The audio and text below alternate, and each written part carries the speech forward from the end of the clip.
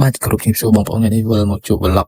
ទៀតហើយគឺនៅឯខាងកោះតាព្រំម្ដងគឺ vlog នេះគឺយើងធ្វើពេជ្រនេះទៅខាងកោះតាព្រំស្ទូចត្រីស្ទូចអីអាំងមន់អាំងតាមមន់គូតមន់សេកូអីហ្នឹងណាគឺយើងទៅអាំងនៅខាងកោះម្ដងដែរនេះយើងជាលក្ខណៈគ្រួសារអញ្ចឹងណាយើងបង្កើតបរិយាកាសប្លែកៗអញ្ចឹងតាមទៅមើលខ្ញុំនេះគឺយើងជិះតាមផ្លូវគៀនស្វាយមកដល់ខាងកោះតាព្រំនេះគឺនិយាយទៅយើងឆ្លងដល់តែកន្លះម៉ោងទេយើងជិះទៅដល់ហ្នឹងកន្លែងឆ្លងដល់គេយើងជិះតែកន្លះម៉ោងមកដល់ឯដល់គេហើយយើងបានជីទូកជីអីហើយទៅគឺខ្ញុំទៅតាំងពីចូលឆ្នាំថ្ងៃទី1មែនតែមានពេលធ្វើ vlog ហើយពេលទៅនេះគឺក្តៅមិនកំពុងក្តៅចូលឆ្នាំខ្មែរយើងណាហើយយើងជីទូកទៅយ៉ាងច្រើន2នាទីទៅដល់ខាងកោះគេនិយាយទៅយើងទៅចាំពេលកោះគេរៀងស្ងាត់ណានិយាយទៅយើងទៅពីស្អាតយើងជីទូកផ្លែកអញ្ចឹងណាហើយយើងឡើងទៅខាងកោះគេហ្នឹងនិយាយទៅចាំពេលស្ងាត់អីអត់មានមនុស្សអីទេតែគ្រួសារខ្ញុំទៅគឺទៅគឺលក្ខណៈយើងពេជ្រនិចអញ្ចឹងណាស្ទូចត្រីហើយនឹងអាំងស្រាប់មន់គូតមន់សេកូអីបន្លែប្លុកអីហ្នឹងគឺនេះយើងបង្កាត់ភ្លើងបដាទៅហើយរៀបចំកន្លែងបោះអីចឹងហើយទៅទៅគេនៅខាងនេះទៅ fresh អាយ៉ាសាឡាចិត្តសាឡាមុខសាឡាមាត់ចឹងណាយើងឃើញតលេឃើញអីចឹងណាហើយទៅនេះគឺយើងរៀបចំនៅមានលក្ខណៈនុយមានស្ដងស្ទូចអីយើងទិញយកទៅស្ទូចត្រីចង់ដឹងតែមើលទៅស្ទូចត្រីហ្នឹងបានត្រីអត់ហ្នឹងហើ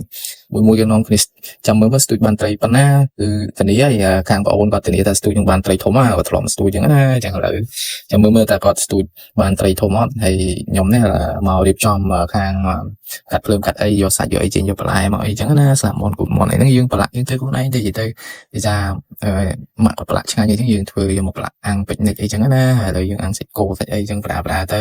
ពេលដែលភ្លើងកំពុងឆេះក្តៅអីចឹងយើងអាំងប្រាហើយទៅមួយសប្បាយណាស់ម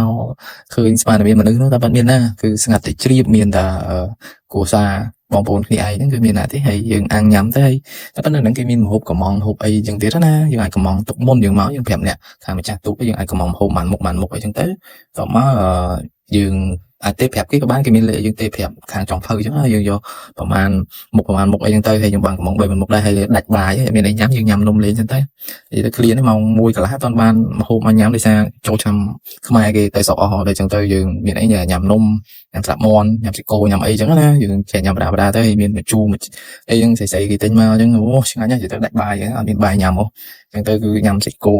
ស្លាប់មន់គូតមន់អីសឹងទៅហើយកំពុងតែរងចាំហូបពេលឆាតែបាត់គេឆាតែមួយផ្លែតឆាបាយឆាសឡអីកំងអីតែមួយផ្លែតអីទ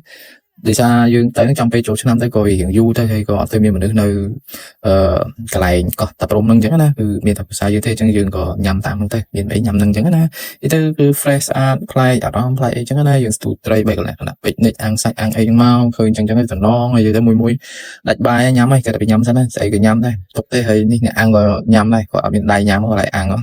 ្ចឹងទៅក៏បញ្ចុកទៅហើយទៅនៅចូលឆ្នាំយើងសប្បាយផ្លែកភ្នែកហើ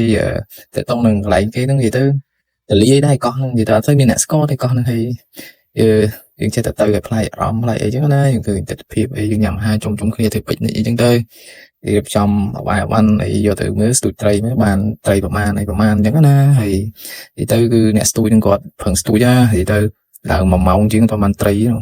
ហើយនេះខ្ញុំវត្តម្ដងមើលតែបានត្រីគេងឯងនិយាយទៅវត្តទៅមានណាជាប់គល់ឈើអត់ស្មើជាប់ត្រី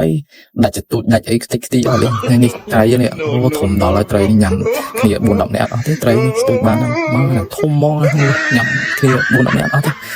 េត្រីដល់កោត្រីស្ទូចប៉ុនស្ទូចមែននិយាយទៅបន្ទាប់មកគឺមហូបកំងយើងបានមកដល់ហើយក្នុងរយៈពេលម៉ោង2ទៅអូដាច់បាយមែនតើម៉ោង2ទៅបានបាយមហូបមកនិយាយទៅវាចំពេលដែលចូលឆ្នាំខ្មែរដែរយើងមនុស្សគេអត់សូវមាននៅហើយសេវាក៏វាយឺតយ៉ាវតែនោះនិយាយទៅវានេះមហូបយើងមកហើយមានអីបាយឆាក្តៅឆាអីសឡមជូរអីហ្នឹងគឺសាមញ្ញទេយើងញ៉ាំបាយជុំគ្នាទៅហើយមានអីញ៉ាំហ្នឹងទៅលៀនអីចាំការទៀតទុកពេលទៀតកាពះវារើកាពើរះឥឡូវគឺអត់បានទេហើយនេះយើងនិយាយទៅញ៉ាំអីហើយអត់ទៅយើងប្រមូលបានរៀបចំសម្រាប់អីយើងដាក់នៅកន្លែងគេដុតអីចឹងណាហើយយើងវិលត្រឡប់ទៅវិញទៅគឺចាប់កម្មវិធីយើងអស់ហើយទៅយកបាសមកដែរបាសស្ដាប់ភ្លេងស្ដាប់អីដែរនិយាយទៅអូសុបាយហើយចឹងមក vlog នេះគឺជីទូកជីអី